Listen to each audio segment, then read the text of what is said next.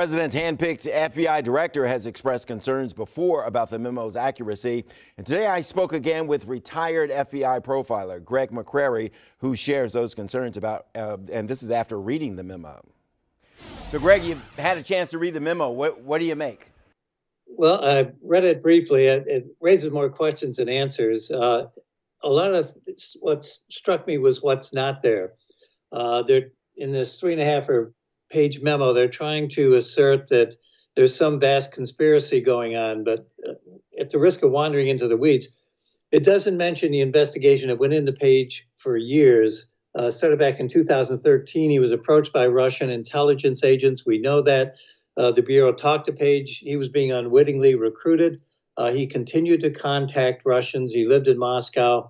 A lot of this, all that year of data, all those years of data, would have gone into the warrant, but they don't mention any of that in the memo. They want it to be just based on this Steele dossier, but there's much more than that.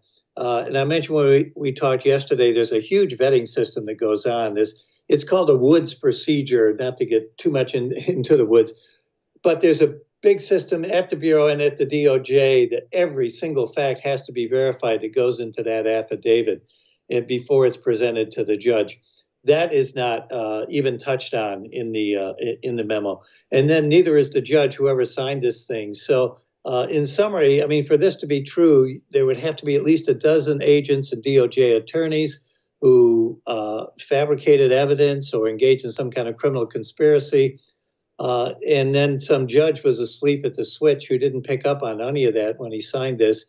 And then it got reauthorized, which meaning in spite of all that chicanery that they want to believe went on, they found actual evidence. So it's just preposterous, in my opinion. And it has nothing to do with the Mueller investigation. I mean, even if this were ruled out, even if you took out any surveillance information from Page, that has really nothing to do with the Mueller investigation. So, I have a lot more questions than answers after having read this thing.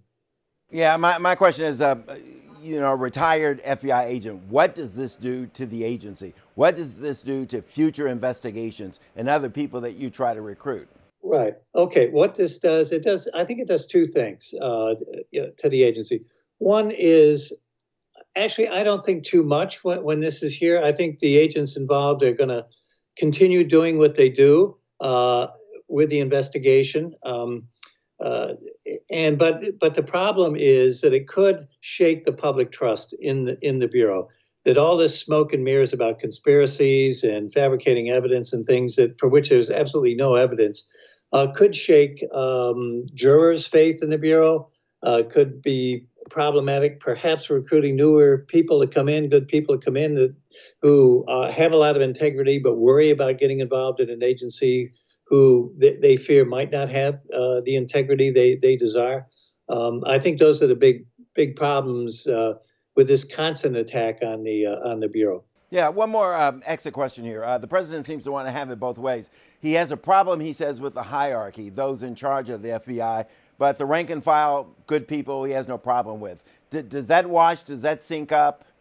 No, it doesn't sync up because the FBI is one organization. The hierarchy comes from the rank and file. We work together on this. And I understand he's trying to divide the Bureau, management versus the rank and file people. No, we're all together. We all have the same integrity. We all have the same motivation. And we're there to honor our obligation, our vow to defend the Constitution against all enemies, foreign and domestic. That's our job, and we're going to continue to do it, and the agents involved will continue to do that.